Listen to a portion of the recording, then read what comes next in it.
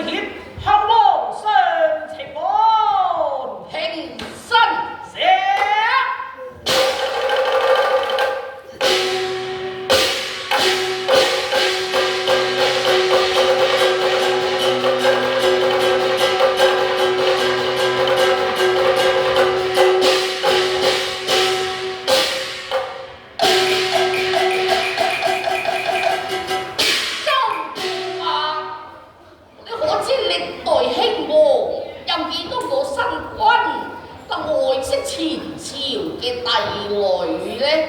我想知道長平公主見到香居迎接，一定喜從天降。皇上，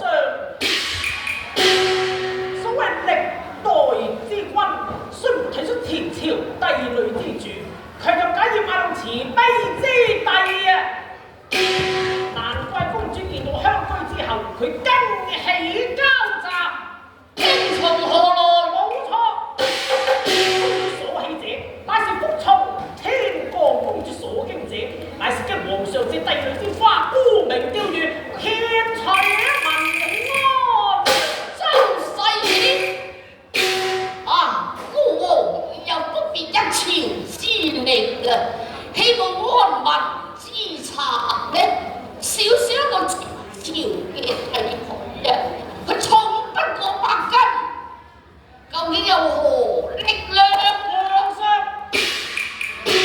所謂取一杯之水難以分潤天下萬民，但係借帝女之花可以把全國為民收服。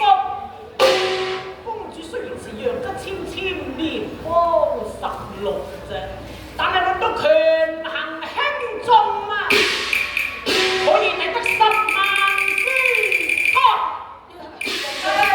皇上，周父話：而家有1000對眼望住你，有1萬對眼望住你㗎。我之希望你嚟係本你帶挈我享福，唔係想跟你去斷頭台上。哎呀，花爺，我望你神一時之意，莫出殺身之禍，縱使不念我提攜之意，都唔好連累我白髮蒼蒼啊！